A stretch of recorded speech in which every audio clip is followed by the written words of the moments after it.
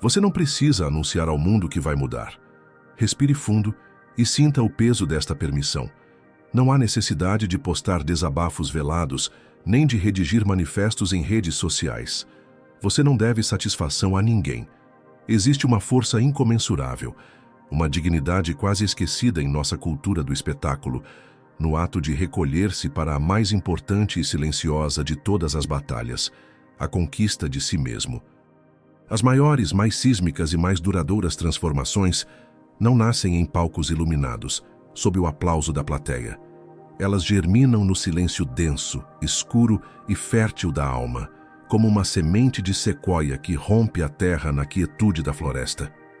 Enquanto o mundo lá fora grita, em um espetáculo incessante de autoafirmação e performance, a alma que busca a si mesma se retira. Ela se recolhe, ela organiza. Não para provar absolutamente nada aos outros, mas para um propósito infinitamente mais sagrado: devolver a si mesma a integridade que o caos, a negligência, as feridas da infância e as expectativas alheias lhe roubaram, fragmento por fragmento, ao longo dos anos. Esta não é uma fuga, entenda bem. É um avanço estratégico para o centro nevrálgico do seu próprio ser.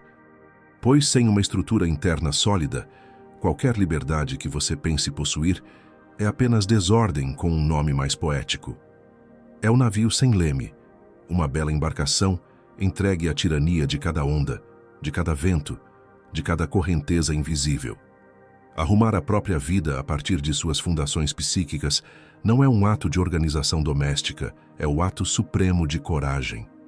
E se a filosofia nos oferece chaves para algumas portas, a psicologia profunda, especialmente a jornada heróica proposta por Carl Gustav Jung, nos oferece o mapa do tesouro e a chave mestra para cada porta trancada, cada porão esquecido dentro de nós. A promessa aqui não é sobre controlar o mundo, um delírio de poder que apenas gera frustração e amargura. Trata-se de algo muito mais radical, muito mais poderoso: governar a si mesmo.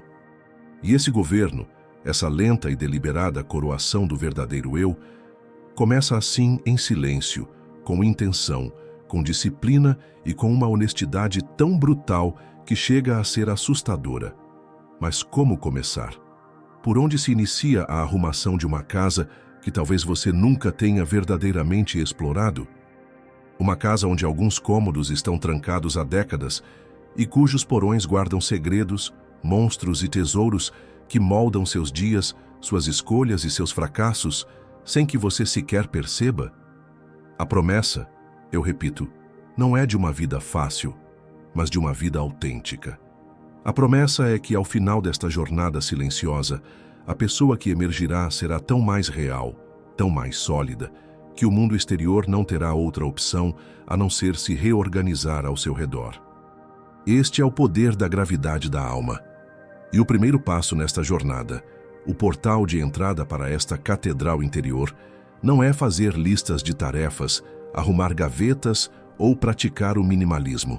É algo muito mais íntimo, muito mais desconcertante e infinitamente mais transformador.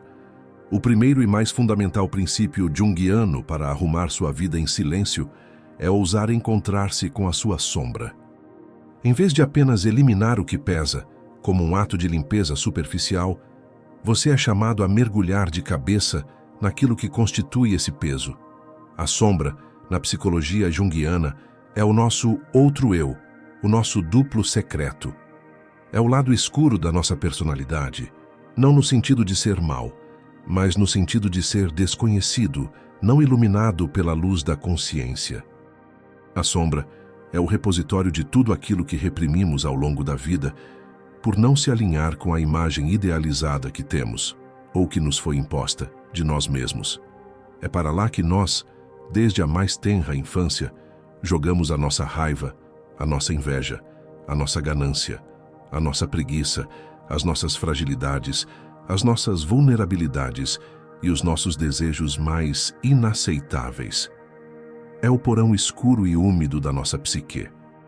E a desordem caótica da sua vida, aqueles padrões de autossabotagem que se repetem como um disco arranhado, aquelas reações explosivas que parecem vir do nada e das quais você se arrepende amargamente depois. Aquelas procrastinações inexplicáveis que o impedem de alcançar seus próprios sonhos. Quase sempre é a sombra vazando pelas frestas do assoalho, gritando, implorando por atenção. Ela é a umidade que mancha a parede da sala de estar. O cheiro de mofo que você tenta disfarçar com incenso. Você pode redecorar a sala quantas vezes quiser, mas enquanto não descer ao porão e consertar o vazamento, a desordem sempre retornará. Vamos tornar isso real. Pense naquela pessoa em seu círculo social ou profissional que o irrita profundamente. Aquela pessoa cuja simples presença parece acionar algo primitivo em você. Talvez seja a arrogância dela, a maneira como ela se exibe. Ou talvez seja o contrário, a sua passividade, a sua preguiça, a sua aparente falta de ambição. Aquela característica específica que você abomina, que você aponta e critica com fervor. Jung, com um sorriso sábio, diria para você olhar com muita atenção, pois muitas vezes, aquilo que mais nos inflama e nos repele no outro é um traço da nossa própria sombra que nos recusamos a ver em nós mesmos. O outro se torna uma tela onde projetamos as partes de nós que não podemos suportar. A irritação, portanto, não é apenas um incômodo, é uma bússola. Ela aponta diretamente para o ouro escondido na sua escuridão. Imagine a história de um homem que chamaremos de Ricardo. Ricardo construiu toda a sua identidade, sua persona, sobre ser bom demais. Desde criança, aprendeu que para ser amado, precisava ser prestativo, agradável e nunca jamais causar problemas. Ele é o colega de trabalho que assume as tarefas de todos, o amigo que está sempre disponível para ouvir, o filho que nunca diz não aos pais idosos, mesmo quando está exausto. Todos o adoram. Ele é o pilar, a rocha. Mas em silêncio, quando a noite cai e as máscaras são guardadas, Ricardo se sente esgotado, ressentido e profundamente impotente. Sua vida, sob um olhar mais atento, está uma bagunça. Ele vive em função das demandas dos outros. Seus próprios projetos pessoais estão cobertos de poeira em uma gaveta. E uma ansiedade difusa, como uma estática de rádio, corrói sua paz interior. Ele sofre de dores de cabeça crônicas e uma gastrite que nenhum remédio parece curar. Onde está o problema? Na sua sombra.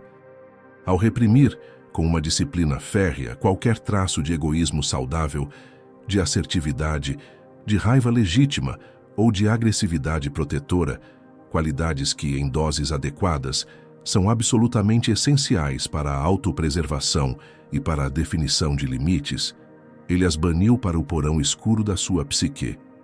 Ele se convenceu de que essas qualidades eram más, feias, indignas do bom Ricardo. Mas essa energia sombria não desaparece. Energia psíquica não pode ser destruída, apenas transformada ou reprimida. E quando reprimida, ela se vinga. A sombra de Ricardo, faminta e furiosa, começa a sabotá-lo por trás das cortinas. Ela o faz esquecer compromissos importantes que ele marcou para si mesmo, como ir à academia ou fazer aquele curso que tanto queria. Ela o atrai para relacionamentos, sejam de amizade ou amorosos, onde ele é sistematicamente explorado, pois sua sombra busca, paradoxalmente, confirmar sua crença de que ele não tem o direito de se impor. E ela cria suas doenças psicossomáticas, a dor de cabeça e a gastrite, que são a raiva e o ressentimento não expressos gritando através do seu corpo, a única linguagem que o bom Ricardo não consegue ignorar completamente. O caminho para Ricardo arrumar sua vida não é eliminar essa sombra. Isso seria como tentar eliminar seu próprio fígado. Ele precisa descer ao porão, precisa metaforicamente pegar uma lanterna, respirar fundo e encarar o que está lá. Ele precisa ter a coragem de iniciar uma conversa. Precisa reconhecer que a capacidade de dizer não, a habilidade de impor limites claros, a força para lutar por seus próprios interesses e o direito de sentir raiva quando seus valores são violados, também moram nele. São partes legítimas e vitais de sua totalidade. A integração da sombra não é tornar-se mal, é tornar-se completo. É o processo de reconhecer que você tem dentes e aprender a sorrir com a tranquilidade de quem não precisa morder, mas com a autoconfiança de quem sabe que pode, se for absolutamente necessário, para proteger sua integridade. Este é o primeiro, o mais crucial e o mais revolucionário ato de organização interna. É um trabalho profundamente silencioso, que ninguém vê. Você não posta uma selfie com a legenda: "Olá, pessoal! Hoje estou aqui, integrando meu potencial para a assertividade saudável. Jornada do eu para crescimento." Não. Você simplesmente, na próxima reunião de trabalho, quando pedirem para você assumir mais uma tarefa que não é sua, com a voz calma, o coração talvez batendo um pouco mais forte, mas com uma firmeza nova, diz: "Eu adoraria ajudar, mas minha carga de trabalho atual não me permite assumir mais essa responsabilidade." E nesse pequeno ato, nesse não que ecoa com a força de 1000 sims a si mesmo, uma revolução silenciosa acontece. O peso que você carregava não é eliminado, ele é transformado em força. O ressentimento se transmuta em respeito próprio. A grande promessa deste primeiro passo é esta: ao dar as mãos à sua sombra, você para de lutar uma guerra civil contra si mesmo e ganha o mais poderoso e leal dos aliados. Você para de desperdiçar uma quantidade monumental de energia psíquica, mantendo partes de si mesmo aprisionadas, e libera essa energia para construir a vida que você realmente deseja. Você se torna mais autêntico, mais magnético e, paradoxalmente, muito mais compassivo, pois quem reconhece a própria escuridão é menos propenso a julgar a escuridão dos outros com hipocrisia. Mas como, na prática, iniciar esse diálogo? Como conversar com essa parte de nós que é, por definição, inconsciente e, sejamos honestos, muitas vezes assustadora? O primeiro movimento é cultivar a auto-observação sem julgamento. Comece um diário, não para registrar eventos, mas para registrar seus estados internos. Chame-o de Diário da Sombra. Nele você fará 3 perguntas a si mesmo todos os dias. O que me irritou profundamente hoje? Em quem? Descreva a situação e a pessoa. Depois, com uma honestidade brutal, pergunte-se: onde essa mesma característica que eu abomino no outro vive em mim, mesmo que em uma forma pequena, disfarçada ou reprimida? Quando eu agi de forma semelhante, ou quando desejei agir assim, mas não me permiti? Que emoção eu senti hoje que tentei reprimir ou julguei como errada? Foi inveja do sucesso de um amigo? Foi preguiça e um desejo de não fazer nada? Foi uma pontada de malícia ou um pensamento egoísta? Não se censure, apenas registre. Dê um nome à emoção. Dê-lhe as boas-vindas no papel. Diga a ela: eu te vejo. Em que situação hoje eu me senti um impostor ou agi de uma forma que não parecia verdadeira para mim? Esse é o momento de observar sua persona em ação. Eu sorri quando queria chorar. Eu concordei quando queria discordar. Eu fiz um elogio que não era sincero. Este exercício, praticado com consistência no silêncio do seu próprio ser, começa a acender a luz no porão. Você começa a mapear o território da sua sombra. Você começa a ver os padrões, a conectar os pontos entre sua desordem externa e sua repressão interna. Você começa a perceber que a sua vida não é uma série de eventos aleatórios e má sorte, mas o reflexo direto de sua paisagem interior. Este é o trabalho mais corajoso que alguém pode fazer. É o início da verdadeira autorresponsabilidade. É parar de culpar o mundo, os outros, o passado, e começar a tomar posse da sua psique inteira, com toda a sua luz e toda a sua escuridão.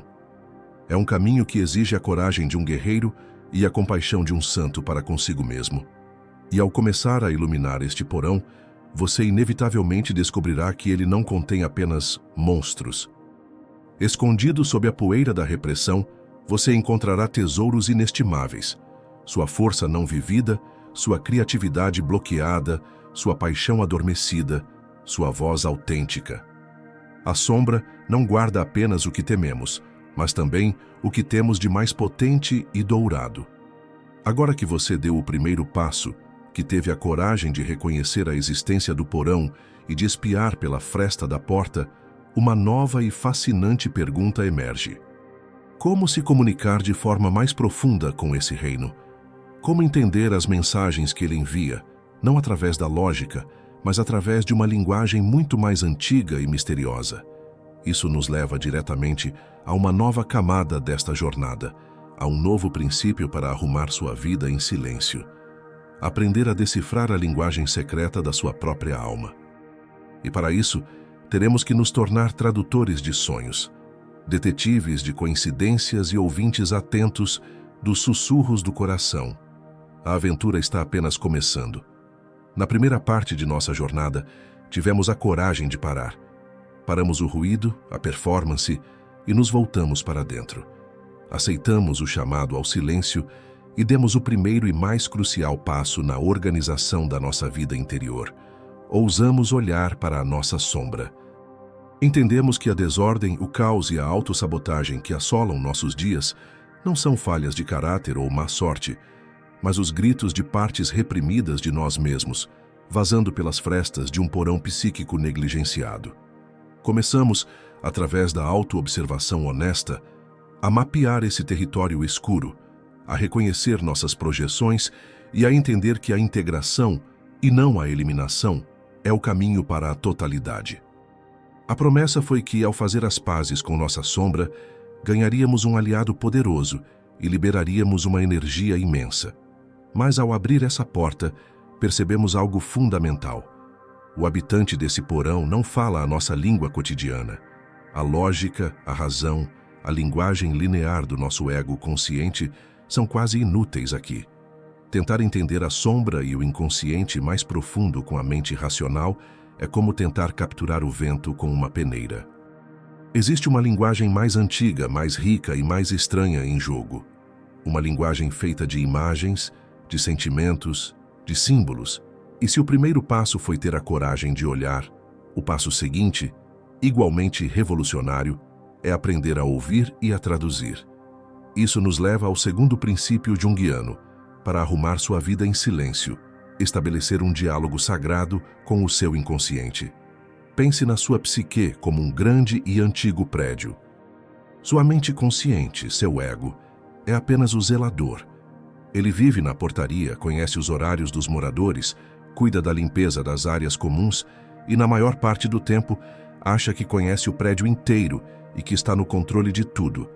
Mas o verdadeiro dono, a verdadeira fonte de sabedoria, de poder e também de desordem, vive nos andares superiores, nas coberturas luxuosas e principalmente nos porões profundos e labirínticos. Esse dono é o seu inconsciente, ou mais precisamente o self, o centro organizador da totalidade psíquica. A desorganização crônica da sua vida é frequentemente um sintoma claro de que o zelador, o ego, parou de ouvir o dono do prédio, o self.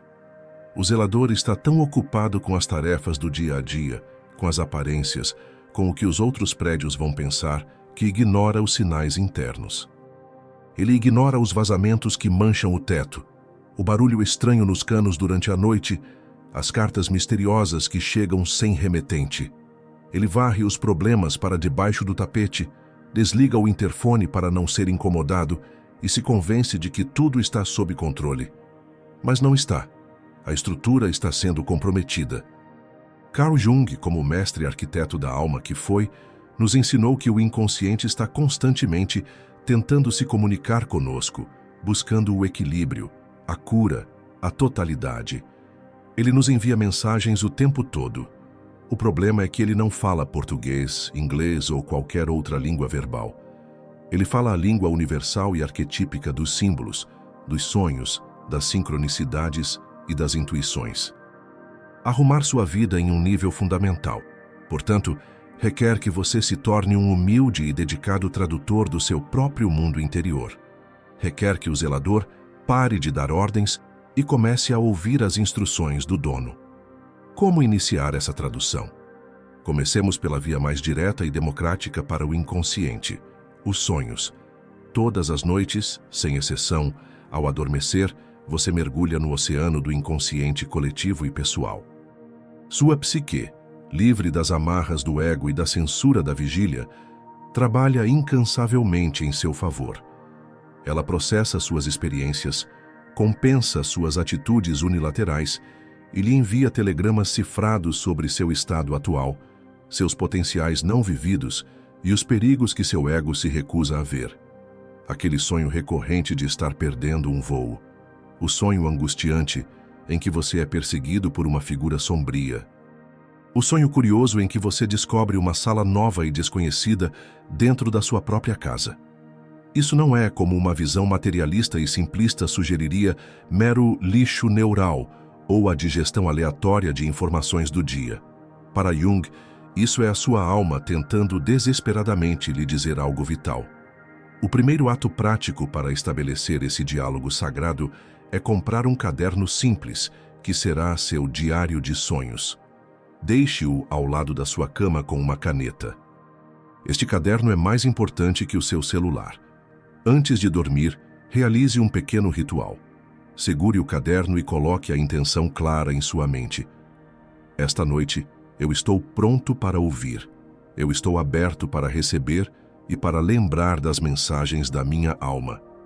Esta intenção é como ligar o rádio e sintonizar na frequência correta. Pela manhã, o momento mais crucial.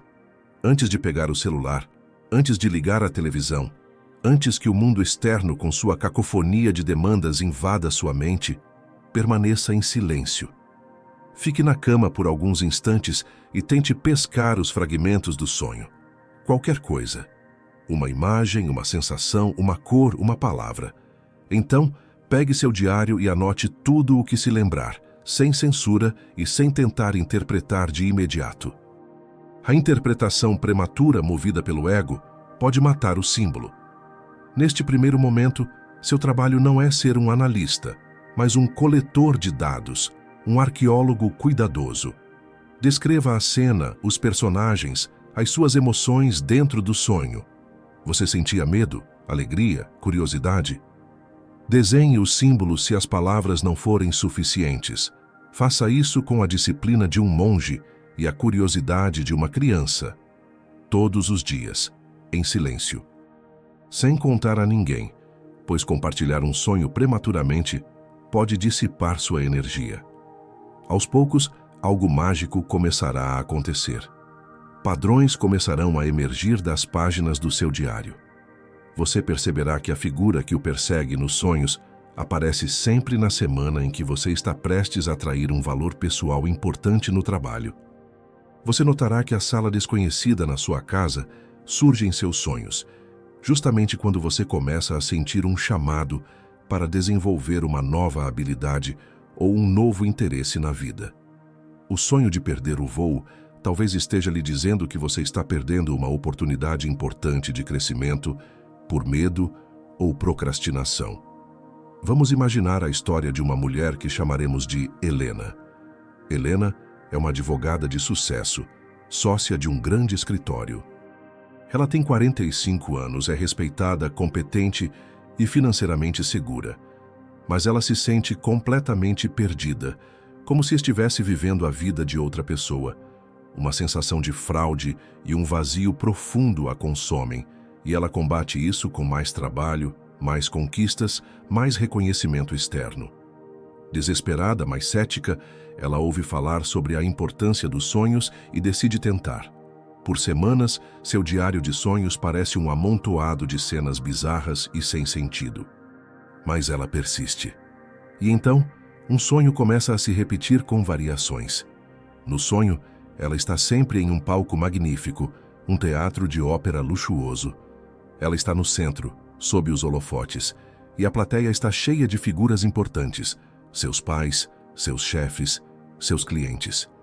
Ela usa um vestido deslumbrante, mas ao olhar mais de perto, percebe que ele é feito de papel, de recortes de jornal com manchetes sobre seus sucessos.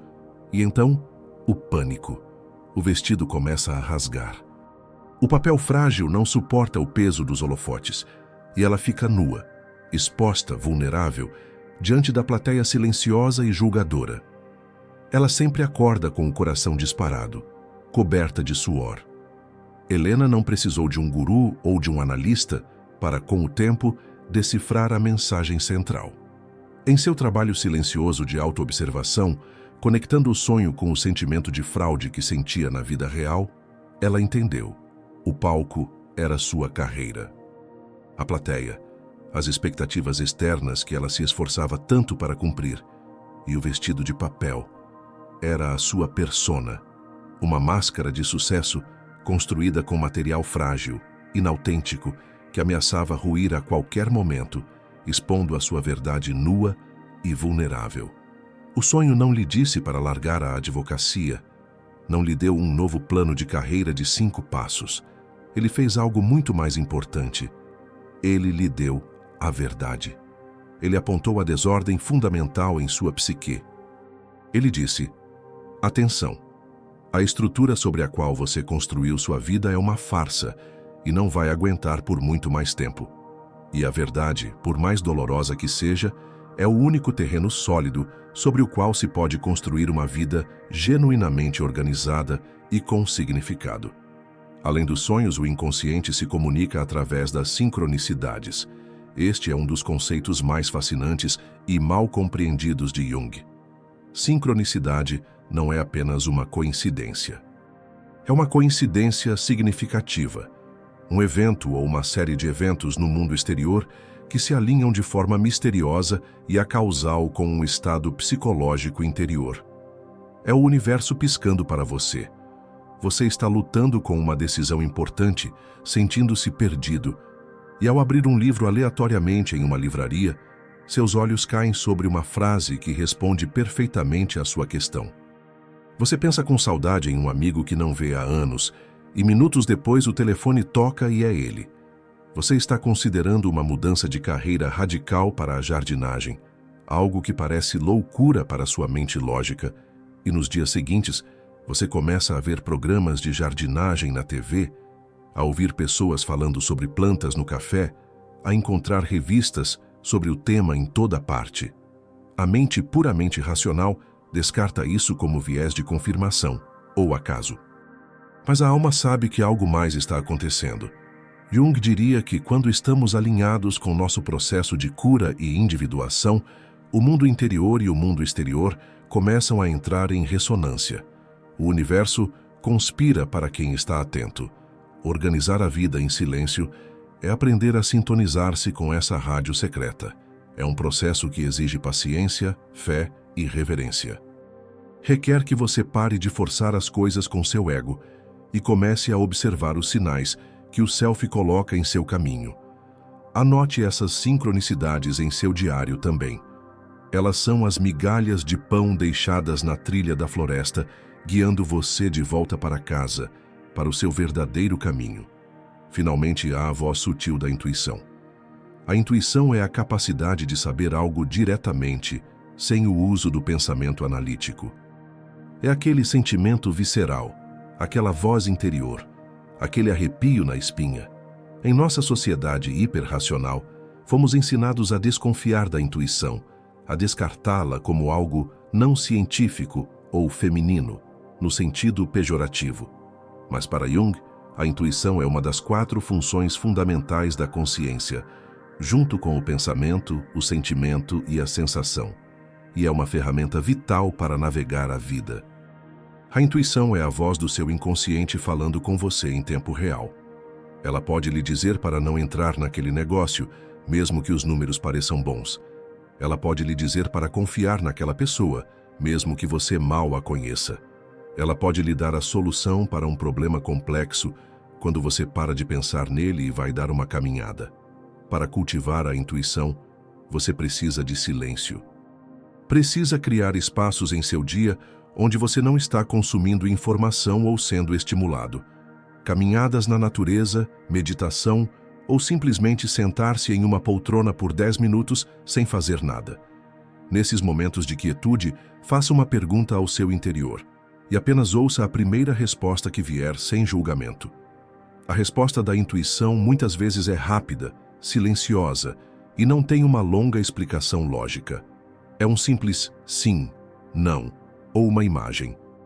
Aprender a confiar nessa voz é um dos atos mais poderosos de autogoverno. A promessa deste segundo princípio é profunda e consoladora.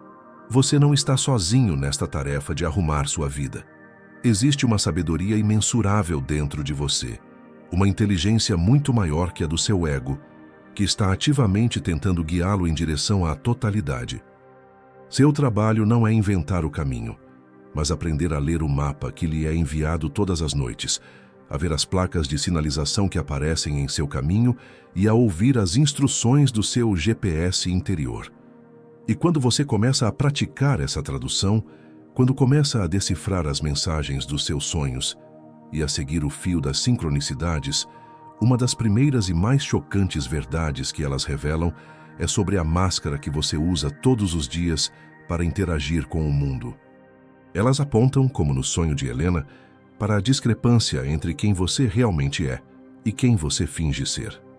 Isso nos conduz de forma inevitável e natural ao próximo e desafiador princípio da nossa jornada.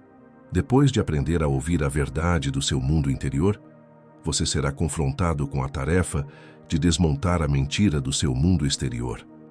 Isso significa olhar de frente para a sua persona, a sua máscara social, e ter a coragem de perguntar: quem sou eu quando a plateia vai embora?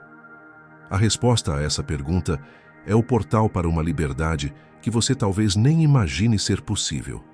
Até este ponto de nossa expedição silenciosa ao centro de nós mesmos, realizamos 2 movimentos fundamentais.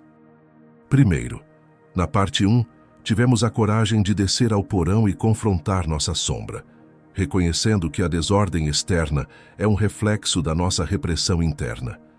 Em seguida, na parte 2, aprendemos a nos tornar tradutores da alma, a decifrar a linguagem sagrada do inconsciente através dos sonhos, sincronicidades e intuições, estabelecendo um diálogo com a sabedoria profunda que habita em nós. A promessa era que, ao ouvir essa voz interior, começaríamos a receber a verdade sobre nós mesmos.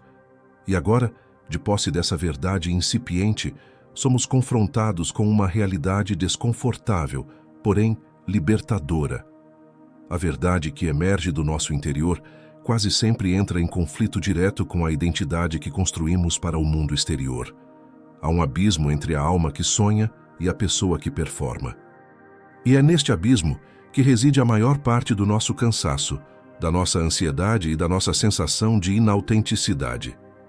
Isso nos conduz diretamente ao terceiro princípio junguiano, uma consequência natural e inevitável do diálogo com o inconsciente, a desidentificação radical da sua persona. A persona, um termo que Jung tomou emprestado do teatro grego clássico, onde significava a máscara usada pelos atores, é a interface que criamos para lidar com o mundo social. É o eu que apresentamos em nossas interações diárias. O bom profissional, o pai dedicado, a mãe paciente, a aluna inteligente, o cara engraçado, a mulher forte e independente. É importante entender que a persona em si não é algo ruim. Pelo contrário, ela é uma ferramenta psicológica essencial e saudável. Ela nos permite navegar diferentes contextos sociais com fluidez, protegendo nossa vulnerabilidade interior e cumprindo as funções que a sociedade espera de nós. Você não fala com seu chefe da mesma forma que fala com seu filho, e é a flexibilidade da sua persona que permite essa adaptação. O problema não é ter uma persona, o problema é acreditar que você é a persona. O perigo mortal para a alma é quando o ator se esquece de que está usando uma máscara e passa a acreditar que ele é o personagem que representa. Quando isso acontece, a vida se transforma em um palco de tempo integral e você, em um ator exausto, preso a um roteiro que não escreveu, desesperado pelo aplauso de uma plateia que, na verdade, não se importa tanto assim. A desordem externa, a sensação de estar constantemente sobrecarregado, correndo em círculos e apagando incêndios, muitas vezes decorre do esforço hercúleo e inconsciente para manter essa máscara intacta, enquanto sua alma verdadeira, seu self, sufoca lentamente por baixo dela. Arrumar a vida em silêncio é, portanto, fundamentalmente, o ato de, na privacidade e segurança do seu mundo interior, retirar essa máscara, olhar para ela com curiosidade e então olhar para o seu próprio rosto no espelho e perguntar: quem está aqui quando ninguém está olhando? Quem sou eu quando não preciso impressionar, agradar ou performar? Vamos revisitar a história do nosso executivo de sucesso, que chamaremos de Marcos. A persona de Marcos é impecável. Ele veste ternos caros, dirige um carro importado. Sua agenda é um mosaico complexo de reuniões importantes e viagens de negócios. Em seu perfil no LinkedIn, ele é a imagem do vencedor, do líder nato, um homem de controle e poder. Essa é a máscara que ele aperfeiçoou por 20 anos. Mas em silêncio, no seu apartamento de luxo, caro e assustadoramente vazio, quando a porta se fecha e os e-mails param de chegar, Marcos sente um pânico gelado subir pela espinha. Sua vida, que parece tão organizada por fora, é um castelo de cartas. Seus relacionamentos são superficiais, baseados em networking e conveniência. Sua saúde está se deteriorando com a pressão alta e a insônia.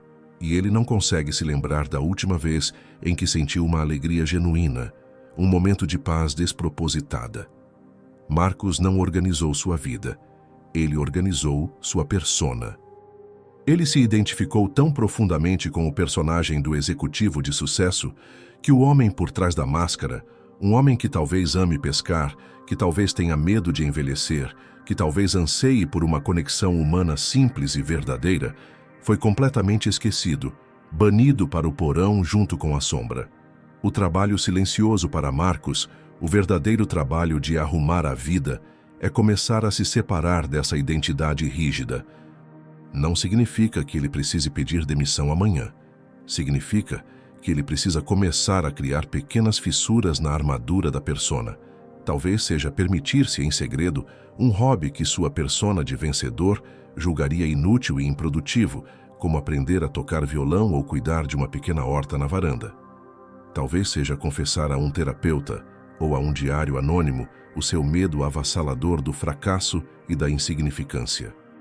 Talvez seja simplesmente tirar um dia de folga, não para uma viagem de luxo que possa ser postada no Instagram, mas para ficar em casa de pijama, lendo um livro, sem nenhuma outra ambição, a não ser a de simplesmente ser. Cada um desses pequenos atos, invisíveis para o mundo, é uma fresta de luz na prisão dourada da persona. O silêncio é o ambiente perfeito e indispensável para essa desidentificação. Sem plateia, não há necessidade de performance. Na solidão do seu ser, você pode se permitir experimentar ser fraco, indeciso, confuso, comum. Você pode admitir para si mesmo o que é aterrorizante e libertador, que você não sabe todas as respostas. É um processo de esvaziamento. Deixar de ser, mesmo que por alguns momentos, o mais inteligente da sala, o mais prestativo da família, a mais forte do grupo. E nesse vazio que se cria, algo novo e autêntico pode finalmente nascer. É um processo assustador, não vamos negar. A persona, por mais sufocante que seja, nos dá um senso de identidade e pertencimento. Abandoná-la, mesmo que temporariamente, parece uma morte. E de certa forma, é a morte do falso eu para que o verdadeiro eu, o self, possa finalmente respirar. A promessa aqui é uma das mais libertadoras de toda a jornada. Você gastará infinitamente menos energia. A maior parte do cansaço e do estresse que sentimos na vida moderna não vem do trabalho em si, mas da performance. Vem do esforço constante de projetar uma imagem, de gerenciar as impressões dos outros, de sustentar uma máscara que não nos serve mais. Ao abandonar o esforço de ser quem você não é, uma imensa quantidade de energia psíquica, antes gasta na manutenção da fachada, é liberada. Energia que agora pode ser usada para o que realmente importa: construir uma vida que se alinha com a sua alma e não com as expectativas do mundo. Esse processo de desidentificação da persona e o confronto com a sombra criam um turbilhão interno, uma tensão de opostos. A luz da consciência começa a iluminar a escuridão do inconsciente. O que você pensava ser, sua persona, entra em conflito com o que você descobre que também é sua sombra. E é justamente no manejo dessa tensão que reside o segredo da estabilidade e da maturidade. Isso nos leva ao coração do método junguiano, o quarto princípio, que é a dança que se segue à remoção das máscaras, abraçar e integrar os seus opostos internos. A psique ocidental moderna, herdeira de uma tradição filosófica dualista, é obcecada pela unilateralidade. Você é ensinado que deve ser bom, não mau, forte, não fraco, racional, não emocional, extrovertido, não introvertido, produtivo, não ocioso. Vivemos sob a tirania do ou isso ou aquilo. Jung, em contrapartida, influenciado pela sabedoria oriental do Tao e pela tradição alquímica, nos ensina que a psique é um sistema que se autorregula através da tensão e do equilíbrio de forças opostas. A saúde, a criatividade e a maturidade não estão em escolher um polo e reprimir violentamente o outro, mas em ser capaz de manter a tensão entre eles, em um processo dinâmico e criativo. Arrumar sua vida não é transformá-la em uma linha reta, plana e previsível. É aprender a caminhar na corda bamba entre suas contradições internas, com a vara do equilíbrio da consciência. É aqui que os conceitos de ânima e ânimos se tornam cruciais. Para Jung, todos nós contemos um contraponto interior ao nosso gênero biológico e à nossa identidade de gênero consciente. A anima é o arquétipo feminino interior no homem. Ela é a sua alma, a personificação de todas as qualidades tradicionalmente associadas ao feminino. A capacidade de relacionamento, a intuição, a criatividade, a conexão com a natureza, a empatia e a vida emocional. Um homem que, em nome de uma masculinidade rígida, lógica e forte, reprime sua ânima, torna-se psicologicamente estéril. Ele pode ser um profissional de sucesso, como o nosso Marcos, mas será seco, desconectado de seus próprios sentimentos e dos sentimentos dos outros, incapaz de intimidade verdadeira e de criatividade fluida. Sua vida pode parecer organizada na superfície, um relógio suíço de eficiência e controle, mas por dentro é um deserto árido. A integração da ânima para um homem como Marcos é o trabalho de aprender a sentir, a se relacionar sem um objetivo, a valorizar a intuição e a permitir-se ser vulnerável. O ânimos é o arquétipo masculino interior na mulher. Ele é o seu espírito, a personificação das qualidades tradicionalmente associadas ao masculino. A lógica, a capacidade de estruturar, a assertividade, o pensamento focado, a ação no mundo. Uma mulher que, por ter internalizado um papel social de que deve ser sempre complacente, cuidadora e relacional, reprime seu ânimos, pode se sentir cronicamente incapaz de realizar seus projetos, de defender suas ideias com firmeza, de estruturar sua vida financeira ou de dizer não de forma clara. Ela pode ser cheia de ideias maravilhosas e de uma empatia profunda, mas sua vida pode ser um caos de boas intenções não realizadas. A integração do ânimos para essa mulher é o trabalho de aprender a pensar de forma estratégica, a se posicionar com autoridade, a construir estruturas para suas ideias e a agir no mundo com propósito e direção. Vamos imaginar um artista, que chamaremos de Léo. Léo é um homem profundamente conectado com sua ânima. Ele é criativo, sensível, empático, seus quadros transbordam emoção, mas sua vida pessoal é um completo caos. Ele não consegue cumprir prazos, vive endividado, seus relacionamentos são fusões emocionais intensas e instáveis. Seu trabalho silencioso não é abandonar sua sensibilidade, que é seu dom, mas integrar seu ânimos. É aprender, em segredo, a usar uma planilha para controlar suas finanças. É criar uma rotina de trabalho em seu ateliê. É aprender a negociar um contrato de forma assertiva. Ele não se torna menos artista ao fazer isso. Ele se torna um artista que consegue manifestar sua arte no mundo de forma sustentável. Agora, imagine a advogada brilhante, nossa Helena da parte 2. Ela é uma mestra da lógica e da estratégia, uma pura expressão de um ânimos altamente desenvolvido.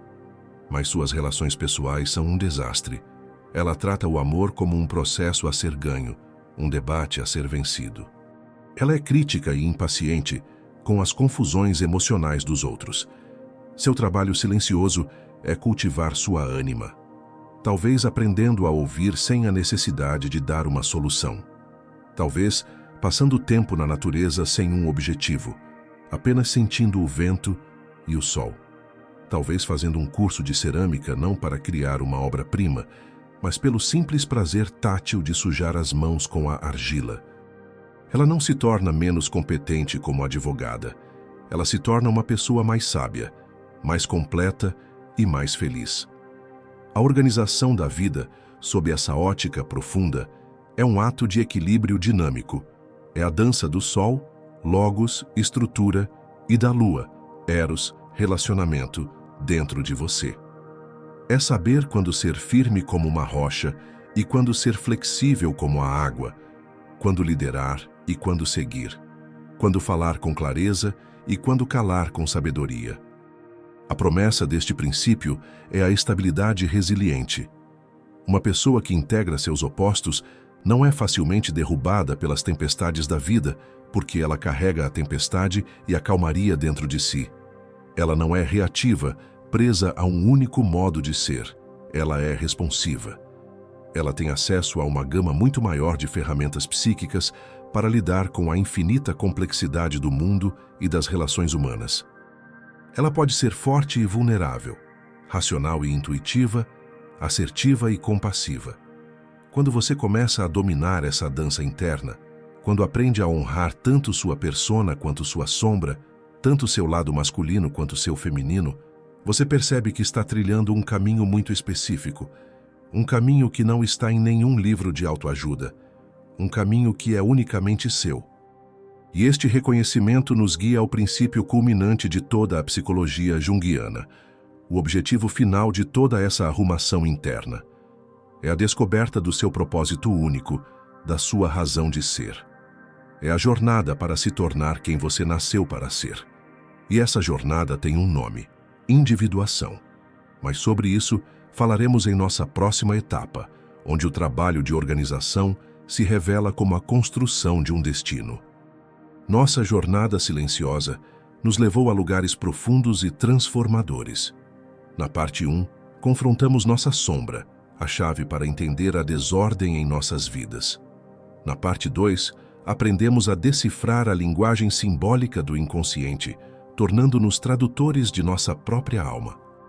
E na parte 3, iniciamos o trabalho de nos libertarmos das máscaras da persona e de abraçarmos a dança dos opostos internos, a anima e o animus, buscando um equilíbrio dinâmico em vez de uma perfeição unilateral. Cada um desses passos foi um ato de organização interna, de trazer consciência e integridade a partes fragmentadas de nós mesmos. Agora, uma pergunta fundamental emerge: para quê? Qual é o propósito final de todo esse trabalho árduo, doloroso e silencioso? Não estamos simplesmente trocando uma forma de desordem por outra?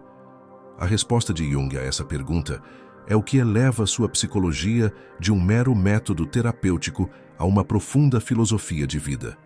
O objetivo de toda essa arrumação interna não é simplesmente alcançar a felicidade ou a paz, embora essas possam ser consequências. O objetivo final é algo muito maior. Isso nos leva ao quinto e culminante princípio junguiano: dedicar-se silenciosamente ao seu processo de individuação. Este é, sem dúvida, o conceito central e mais importante de toda a obra de Jung, o eixo em torno do qual todos os outros conceitos, sombra, persona, ânima, animus, arquétipos, orbitam. E é crucial, antes de mais nada, entender o que a individuação não é. Individuação não é individualismo. O individualismo é o grito do ego. Eu sou especial, eu sou melhor. O mundo deve girar ao meu redor. O individualismo busca se destacar e se separar dos outros. A individuação, por outro lado, é o sussurro da alma. Eu sou único. Eu sou eu mesmo. A individuação busca se tornar plenamente si mesmo, diferenciando-se da psicologia de massa e das expectativas coletivas. para, paradoxalmente, poder se relacionar com o mundo e com os outros de uma forma mais autêntica e significativa. A melhor metáfora para a individuação é a da semente de carvalho. Dentro de uma pequena bolota está contido todo o potencial para se tornar um carvalho majestoso e único. A individuação é o processo de vida através do qual essa semente se torna o carvalho que ela, e somente ela, nasceu para ser. Ela não tenta se tornar um pinheiro ou uma roseira. Ela não se compara com os outros carvalhos da floresta. Ela simplesmente se empenha em realizar seu próprio potencial inato, em se tornar a expressão máxima e mais completa de carvalhice. Para nós, seres humanos, o processo é o mesmo. Cada um de nós nasce com um conjunto único de potenciais, uma bolota psíquica.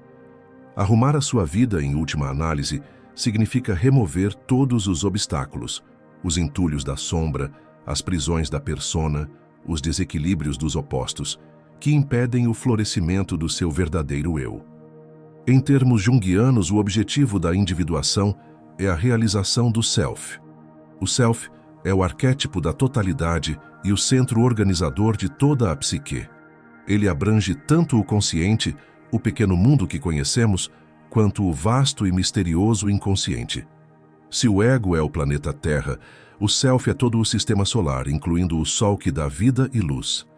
O self é, em essência, a imagem de Deus dentro de nós, a nossa centelha divina, a nossa bússola interior. O ego, em seu estado imaturo, quer ser o centro de tudo. Ele quer controlar, planejar, forçar os resultados.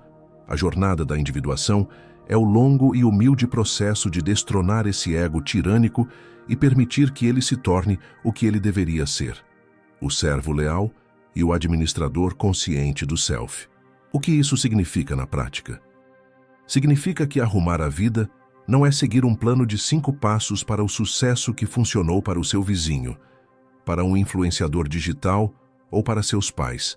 É aprender a ouvir a sua bússola interna, o seu daimon socrático, e ter a coragem de seguir suas direções, mesmo que, e especialmente quando, elas pareçam ilógicas, assustadoras ou socialmente inaceitáveis para o seu ego e para as pessoas ao seu redor. Vamos voltar aos nossos personagens, que agora se tornaram nossos companheiros de jornada. Pense em Helena, a advogada de sucesso que sonhava com o vestido de papel. Após meses de trabalho silencioso, com seus sonhos e sentimentos, ela percebeu que sua carreira, embora prestigiosa, estava matando sua alma. O chamado à individuação, o sussurro do self, não veio como um plano de negócios para uma nova startup. Veio como um desejo inexplicável e persistente de pintar. Ela não pintava desde a infância. Para o seu ego e sua persona de advogada séria, isso era um absurdo. Pintar? Que perda de tempo! Isso não paga as contas. O que as pessoas vão pensar? Essa é a voz do ego, apegado à segurança e à imagem. Mas Helena, tendo aprendido a ouvir uma voz mais profunda, decidiu honrar esse chamado. Silenciosamente, ela não anunciou no escritório que ia se tornar uma artista. Ela simplesmente comprou algumas telas e tintas baratas, e nas noites de sexta-feira, em vez de ir a mais um jantar de negócios, ela se trancava em um pequeno quarto de seu apartamento e pintava. Sem técnica, sem ambição, apenas pelo prazer de misturar as cores, de expressar as imagens que vinham de dentro. Ao fazer isso, Helena não estava apenas adicionando um hobby à sua vida, ela estava realinhando sua existência com a sua verdade mais profunda. Ela estava alimentando uma parte de sua alma que estava morrendo de fome. Ela estava dando um passo no caminho da individuação. Com o tempo, essa prática silenciosa começou a mudar tudo. Ela se tornou mais criativa em seu trabalho como advogada. Encontrou soluções para casos que antes pareciam impossíveis. Ela se tornou mais compassiva, menos crítica. Eventualmente, ela encontrou uma maneira de unir seus dois mundos, especializando-se em direito para artistas e galerias de arte, uma carreira que nem ela, nem ninguém poderia ter planejado com a mente lógica, mas que emergiu organicamente de sua fidelidade ao seu self. Este princípio redefine completamente a ideia de organização e priorização. Você aprende a dizer não a convites, projetos e até mesmo a pessoas, não por egoísmo ou arrogância, mas com a calma autoridade de quem sabe que sua lealdade primária é com o seu processo de individuação. Sua energia e seu tempo se tornam recursos sagrados, pois são o combustível para essa jornada única e intransferível. Você para de perguntar, o que o mundo quer de mim? E começa a perguntar, o que o meu self, a minha alma, quer se manifestar no mundo através de mim? A promessa da individuação não é a felicidade constante, no sentido de uma ausência de dor ou dificuldade. A vida continuará a apresentar desafios. A promessa é algo muito mais robusto e duradouro, um profundo e inabalável senso de significado. É a sensação de estar no lugar certo, fazendo a coisa certa, sendo a pessoa certa, a sua pessoa. É a paz que vem de saber que você está vivendo a vida que lhe foi destinada, e não a cópia da vida de outra pessoa. É a sensação de estar em casa em sua própria pele. Este caminho, no entanto, é inerentemente solitário. Ninguém pode trilhá-lo por você, mas isso não significa que você precise ser um eremita. Pelo contrário, à medida que você se torna mais autenticamente você mesmo, suas relações com os outros se tornam mais verdadeiras e profundas. Você atrai pessoas que ressoam com seu verdadeiro self e repele naturalmente aquelas que só se relacionavam com sua máscara. Sua vida social se arruma sozinha, como consequência da sua arrumação interna. Para trilhar este caminho, é preciso desenvolver uma nova forma de ética, uma ética pessoal baseada na fidelidade ao self. Isso pode significar tomar decisões que a moralidade convencional ou a sua família não aprovariam. Pode significar deixar um casamento perfeito, mas sem alma, ou abandonar uma carreira segura para seguir um chamado incerto. Cada caso é único. A única regra é a honestidade radical consigo mesmo e a coragem de seguir a bússola interior, mesmo no escuro, mesmo com medo. Como saber se você está no caminho da individuação? Jung diria para observar os sinais.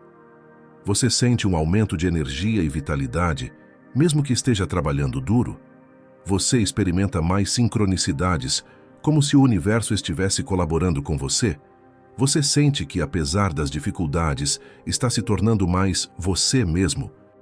Seus sonhos lhe trazem imagens de crescimento, de integração, de mandalas, símbolos da totalidade?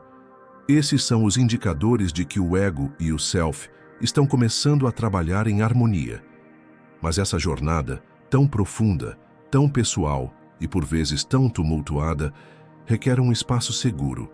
Ela não pode ser feita no meio da praça pública, sob os olhares curiosos e julgadores do mundo.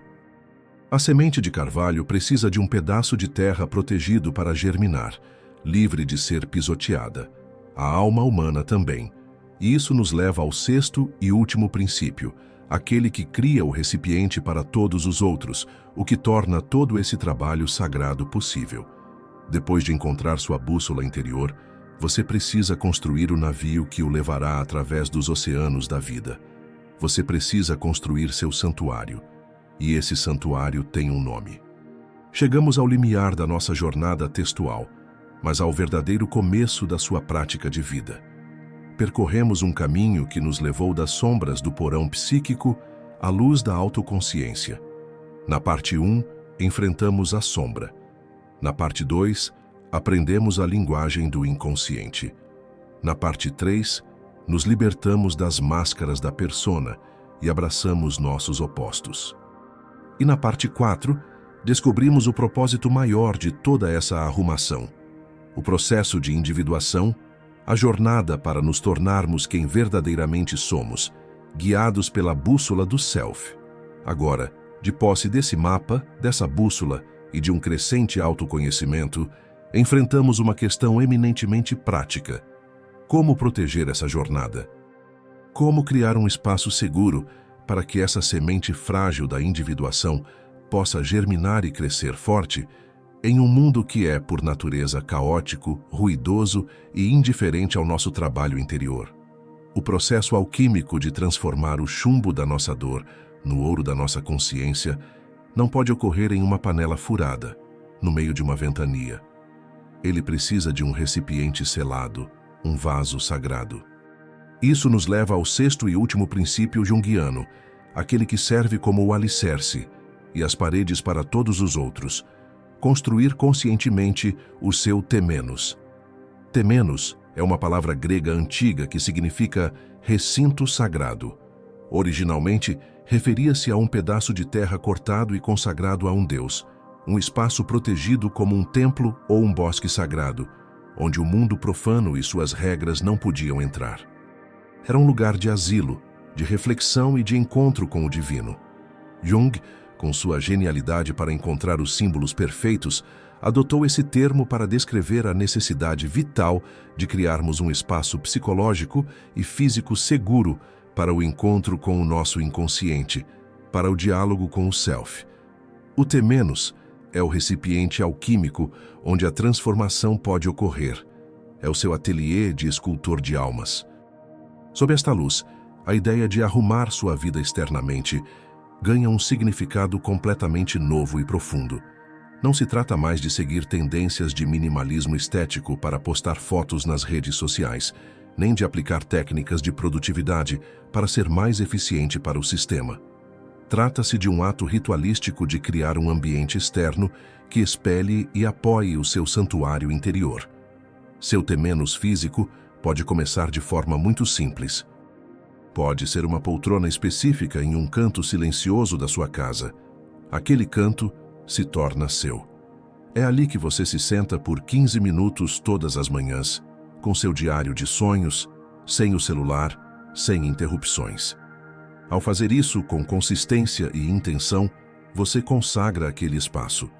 Sua psique aprende que, aqui, nós fazemos o trabalho sagrado. Limpar e organizar esse espaço específico não é mais uma tarefa doméstica, é um ritual. Remover a desordem, acender uma vela ou um incenso, colocar uma música suave, tudo isso são sinais para o seu inconsciente de que você está levando esse encontro a sério. A desordem externa, o caos visual, a sujeira, criam um ruído psíquico constante que torna muito mais difícil ouvir a voz sutil do self. Um ambiente caótico reflete e reforça um estado interior caótico. Ao arrumar seu espaço físico com a intenção de criar um temenos, você está simbolicamente arrumando seu espaço interior. Você está dizendo a si mesmo: eu sou digno de um espaço de paz e beleza. Meu trabalho interior é valioso e merece um santuário. Mas o temenos é, acima de tudo, psicológico. É um tempo que você corta e reserva em sua agenda, um tempo que se torna inegociável, sagrado. Pode ser sua caminhada solitária na hora do almoço, sem fones de ouvido, apenas observando o mundo e a si mesmo. Pode ser o tempo no trânsito, com o rádio desligado, onde você apenas reflete sobre seu dia, suas reações, seus sentimentos. Pode ser a decisão de acordar 20 minutos mais cedo para meditar ou escrever. Construir um temenos psicológico é, fundamentalmente, sobre criar fronteiras psíquicas saudáveis. É decidir conscientemente não se engajar em fofocas drenantes no trabalho. É escolher não consumir notícias ou conteúdos de redes sociais que o deixam cronicamente ansioso, indignado e disperso. É aprender a dizer não a convites e eventos que você sabe que vão esgotar sua energia sem sentir culpa. É proteger sua energia mental e emocional com a ferocidade de um guardião de um templo. O silêncio que você cultiva, o silêncio sobre o qual falamos desde o início, é a parede desse templo. Pense neste processo como o de um escultor. O escultor precisa de um ateliê, um lugar onde ele pode fazer bagunça, experimentar, errar, quebrar um pedaço de mármore, sem ser julgado ou interrompido. Um lugar onde suas ferramentas estão organizadas e prontas para o uso. Esse ateliê é o temenos. Nesta jornada, você é ao mesmo tempo o escultor, o mármore bruto e a obra de arte final. Sem o ateliê, sem o espaço seguro e protegido, o mármore permanecerá apenas uma pedra bruta no meio do caminho, cheia de potencial, mas nunca realizada. A promessa do Temenos é a segurança para a transformação. Ao criar um espaço e um tempo sagrados, você sinaliza para as partes mais tímidas, mais vulneráveis e mais assustadas da sua psique que é seguro aparecer. A sua sombra não conversará honestamente com você no meio de uma reunião de trabalho barulhenta. Sua intuição não sussurrará as respostas que você precisa no meio de uma discussão familiar. Sua alma não revelará seus anseios mais profundos enquanto você rola infinitamente um feed de notícias. Elas precisam do silêncio, da segurança e da reverência do seu templo interior. E agora, antes de fecharmos esta jornada, respire fundo. Olhe para dentro, para o silêncio que talvez você já consiga sentir se formando aí dentro. Esse silêncio não é vazio, é espaço, é potencial, é a terra arada, pronta para receber a semente do seu verdadeiro eu. Quantas vezes você se escondeu atrás da pressa, das desculpas do "estou muito ocupado", que nada mais é do que o medo de ficar a sós consigo mesmo? Quantas vezes sacrificou sua paz interior para caber no mundo caótico de outra pessoa? Um dia, talvez hoje, você vai perceber que sua maior, mais sagrada e inadiável responsabilidade é consigo mesmo. Ninguém, absolutamente ninguém, pode ou vai viver a sua história por você. Os soldados da antiguidade marchavam juntos em formação, mas cada um travava em seu coração sua própria batalha contra o medo e a desesperança. Sua batalha é essa: a batalha para se tornar quem você é. Talvez hoje você precise apenas se lembrar que toda mudança verdadeira começa na solidão do pensamento, no encontro corajoso com o que está dentro, que toda fortaleza um dia foi apenas pedra sobre pedra, pacientemente assentada em silêncio, que todo ser humano que você admira por sua liberdade e autenticidade já foi, em algum momento, um prisioneiro da própria persona, do próprio ego, das próprias sombras não reconhecidas. Portanto, seja implacável com as distrações que o afastam de si mesmo, mas seja infinitamente gentil com a sua própria jornada. Ela não é linear. Haverá dias de clareza ofuscante e meses de confusão profunda. Haverá momentos de avanço e momentos de aparente retrocesso. Acolha ambos como parte do caminho. A dança da vida não é uma marcha em linha reta, porque a vida, no fim, sempre cobra o preço de quem adia a si mesmo, e o preço é alto demais. É o arrependimento, a sensação amarga de uma vida não vivida, o fantasma do carvalho que nunca saiu da bolota. Você não precisa de grandes promessas, nem de revoluções barulhentas. O que verdadeiramente transforma sua vida é o que você faz em silêncio, dia após dia. Cada sonho anotado, cada reação impulsiva que você observa em vez de encenar, cada não dito com calma para proteger seu Temenos. Cada momento em que você escolhe acolher uma parte feia de si mesmo em vez de reprimi-la. Tudo isso é um passo na dança da individuação. Cada pequena escolha consciente é um voto de respeito por sua própria alma. A jornada junguiana para organizar a vida não é sobre criar uma fachada impecável e minimalista. É sobre construir uma catedral interior, com seus vitrais luminosos e suas gárgulas assustadoras, com seus coros celestiais e suas criptas silenciosas. É sobre tornar-se um lugar sagrado, um ser inteiro, e quem governa a si mesmo, quem se torna o anfitrião de sua própria totalidade, quem aprende a dançar com sua própria complexidade, transforma inevitavelmente o caos em caminho, o chumbo em ouro, a desordem em uma dança complexa, misteriosa e cheia de um profundo e silencioso significado. O silêncio não era o fim. Era apenas o começo,